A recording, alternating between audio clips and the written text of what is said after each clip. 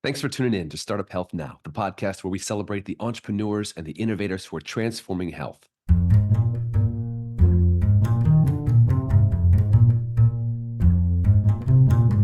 I'm Logan Plaster, and on the show today, we're talking about the future of gut health with Jeff Glueck, CEO and co-founder of Salvo Health, and Swathi Arulguppe, CEO and founder at BetterMeal AI. There's no doubt gut health is having a moment. There's a lot of talk about, gut talk and gut health these days on TikTok. It's rampant with our diet and stress and changes in our environment. For a long, long time, issues around the gut, like irritable bowel syndrome and Crohn's disease, were shifted to the sidelines. It's not that GI doctors didn't want to help, there just didn't seem to be a lot that they could do day to day.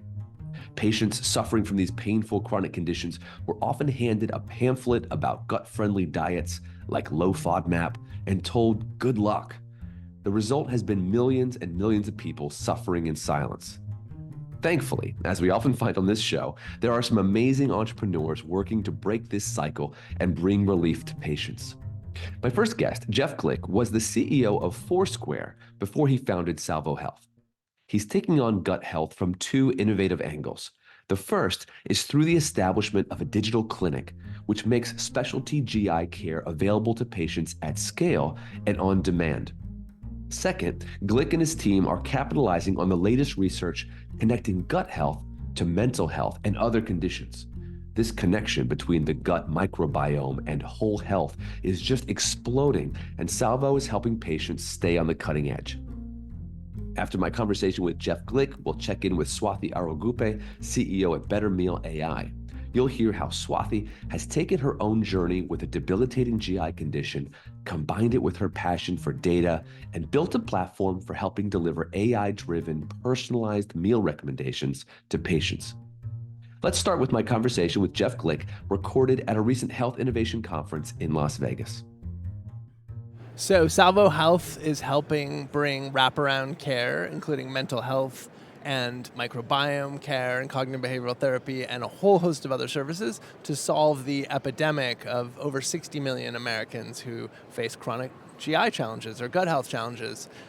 There's a lot of talk about gut talk and gut health these days on TikTok.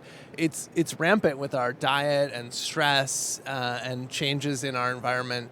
That gut health problems are happening, and they're closely tied as well to the mental health epidemic in America. So about 75% of the people we treat also have anxiety and depression, which makes sense because their gut is messed up.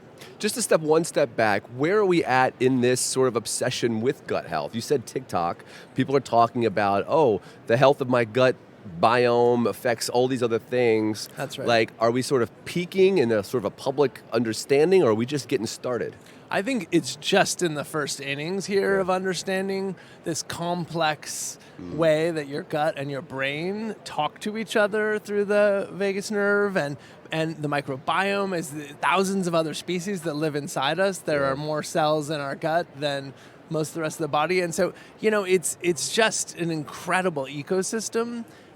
What people don't realize, I think, enough is how they eat and how they approach taking care of their gut affects their broader health.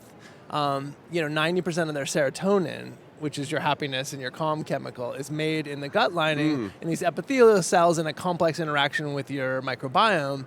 And so if you have IBS or other kind of so-called mid-acuity conditions, and of course Crohn's and colitis and some higher acuity conditions, you disrupt your serotonin.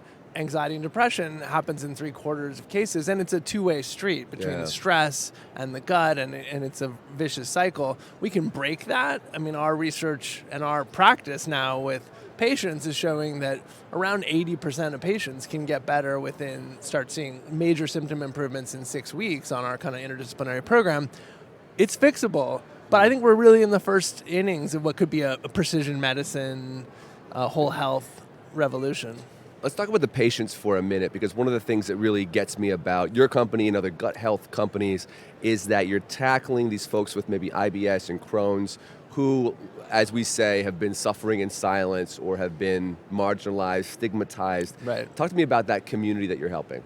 So you have to have empathy for there's over 60 million people with chronic gut problems. And when people get to our treatment, usually they've suffered from constipation, diarrhea, nausea, inflammation, vomiting, and other symptoms for 3 to 5 years. And 86% of patients we surveyed with chronic gut problems say they've been to doctors, but they're not better. They're not resolved.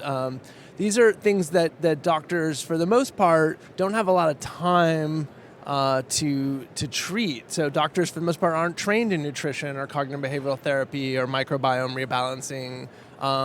They don't have usually the staff or the time to do the follow-on care in a very personalized journey. Yeah.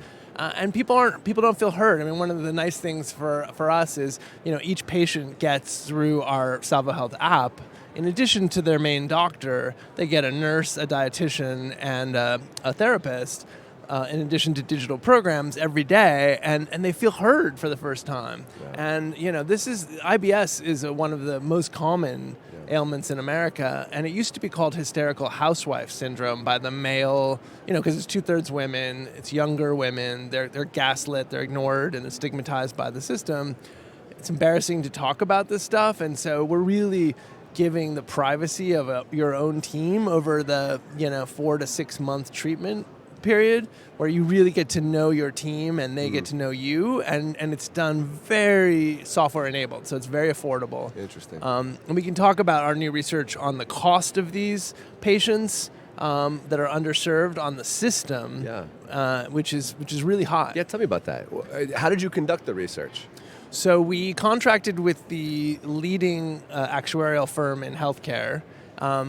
They ran a study for us looking at 9.5 million covered lives, and we asked them to compare IBS sufferers and IBD sufferers in total medical expense, all medical expense, to the average American, both commercial and Medicare.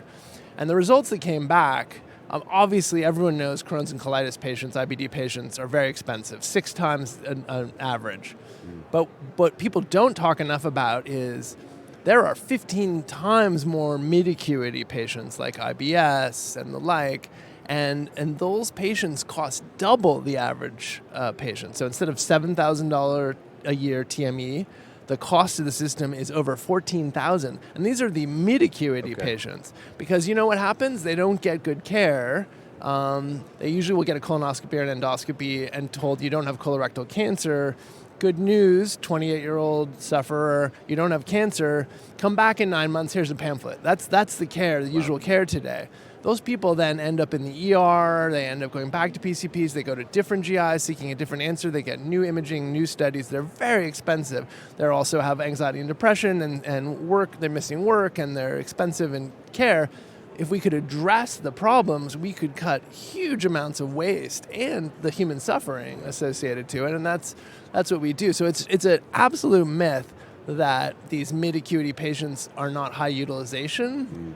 These 60 million people they're frustrated, they're suffering, and they're expensive, and they deserve solutions. It's kind of a whole philosophical switch to really focus on the needs and costs of mid-acuity. We're talking about gut health, but I see that as a trend across the landscape, and to say like there are these needs just under the surface, or maybe that just didn't reach the level of urgent care or emergency yet, and yet they are potentially breaking the back of the system. They are also stopping people from living full lives. That's right. That's right. And I think this is where the intersection of the gut health crisis and the staffing shortages in America hit. Because everyone here at HLTH is talking about the shortage of physicians, but also a shortage of nurses, shortage of psychotherapists in this country, right? And there's only about 100 gut-focused psychotherapists in the entire country. And there's 60 million sufferers. Yeah. So what we're trying to do is we're taking the very best experts in the field, and we're digitizing a lot of what they do and also enabling it through software, but then keeping that human touch of a dedicated team for support. And so the average patient in the Salvo Health getting treatment is getting 3 hours of care a month in the app. They're opening it 9 times a week on average. Wow. But it only because of all the software and technology. I mean, I'm a former CMO of Travelocity and CEO of Foursquare, as you know. Like, we're doing 3x is the ratio. So it takes less than an hour of nurse and therapist and dietitian time to provide 3 hours of care because of how much we've automated the care. And so we're tripling the workforce, essentially. And we're taking these needy patients off the nurses and the physicians at the hospital. They don't have time for that follow-on care. We face, a real shortage, 15,000 GIs in this country. Yeah. 60 million sufferers. So do the math, right? You need tech solutions, and that's why Salvo Health was formed. So what's next for Salvo Health? Last time we talked, about a year ago, you had just raised $10.5 million. You've been working on this scaling up, expansion. So now 2023 in the fall, kind of what's the next big move?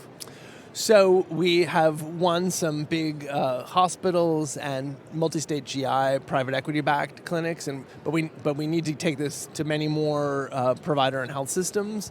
So our product, which is RPM CCM, comes into a GI practice or into a GI department, and then helps those patients who've had a workup, a scope, and 99% of them are negative. We then work with the doctor to provide the wraparound care with the team that we've been talking about, and it's profitable for the health system.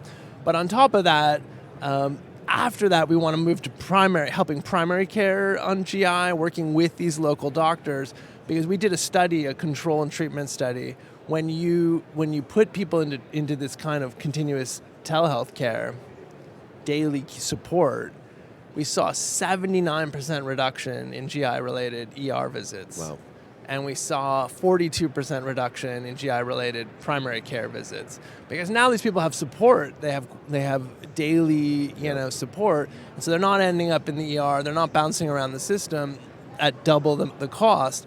So as we spend the next year rolling out with health systems and GI providers, we're also looking to expand to be available to support ACOs that are thinking about population health and how do we get people who need scopes, who are high acuity, to the front of the line with these scarce GI departments and GI private practices, but also take the burden of these needy, lower acuity patients off the doc's hands. And it's profitable for everyone, and it saves the payers money. So it's kind of one of these triple wins. Yeah. And most importantly, 80% of patients feel better within 6 weeks. And that's just the start. So that's kind of where we're going. And is it challenging to stay focused on your niche, gut health, knowing that once you've got a relationship with a patient, they've got all these ancillary needs and everything, just like the gut, everything is so connected? Well, our care model already looks at the whole patient. When we're doing CCM, we're not providing the endocrinology care or the cardiology care, but we're doing care coordination with those other providers, and we are looking, when we're helping them with diet, we're taking into account their diabetes or their obesity.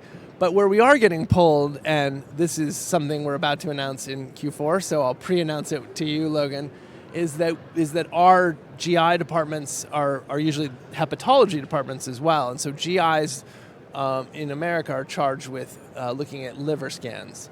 A quarter of the country, thanks to the obesity epidemic, has what used to be called fatty liver disease, but this is now called MASH. So it's hepatic steatosis. It's metabolically caused. You start to build up fat in the liver. It ends up, if you don't deal with it, as a liver transplant, and it's very serious. With the obesity epidemic, it's just getting worse. And so GIs are charged with treating and doing the diagnostics on this fatty liver disease or MASH. We just added to our clinical advisory board Dr. Mary Ranella, who wrote the national guidelines for fatty liver disease and renamed it MASH. She joined our all-star clinical advisory board, and we are launching a MASH program that will support GIs and hepatologists in caring for these MASH patients, which again is an epidemic right now, thanks to the obesity and diabetes epidemic. The liver damage is terrible in this country. And the solutions require wraparound lifestyle changes. Yeah. So it's Whole diet, health. it's stress, it's whole health, it's movement, it's sleep, it's GLP-1s in some cases. Yeah. But GLP-1s alone don't work unless they're combined with behavior change, diet change, and particularly resistance training so you don't lose muscle mass and destroy your metabolism. So all of this we're launching too, but we are focused, unlike others in gut health, we are focused on helping providers deal with these problems. Got it. So our go-to-market is GI practices and hospital GI departments, and that's keeping us focused. What do they need? And they're asking us for this MASH program. I love it. Well, Jeff, I could ask you a lot more questions, Yeah. but that's the time we have.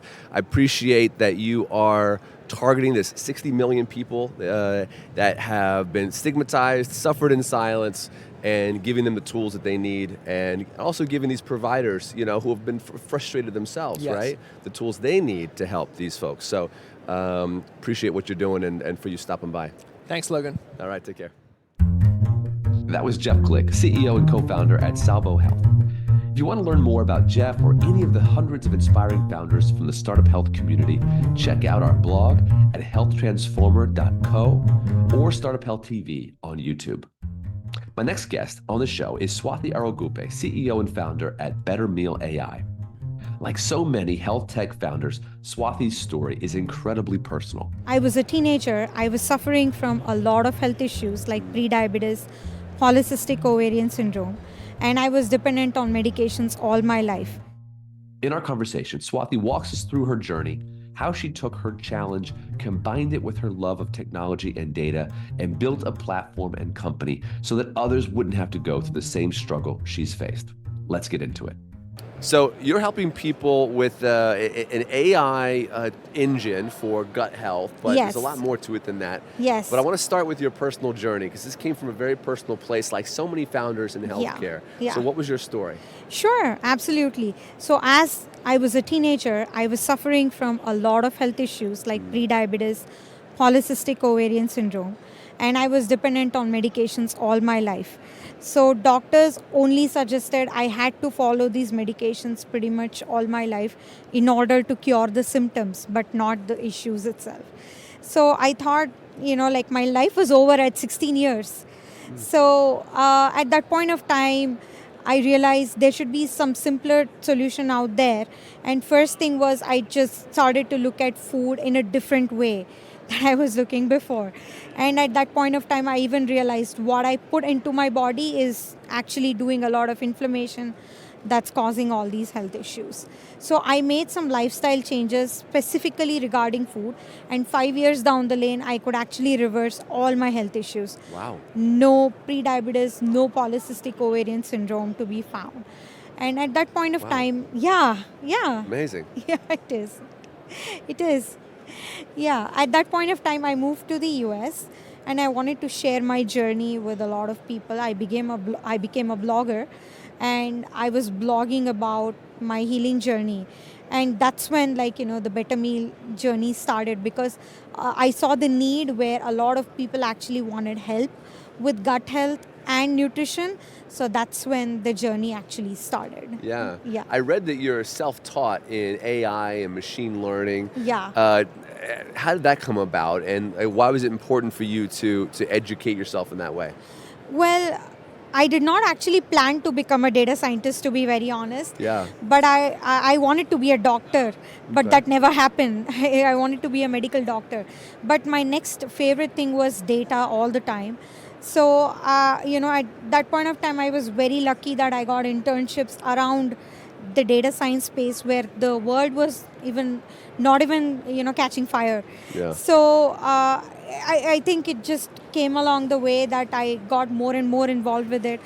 And I'm a researcher, so I really loved playing with data, analyzing some patterns and doing something about it that will actually give better outcomes.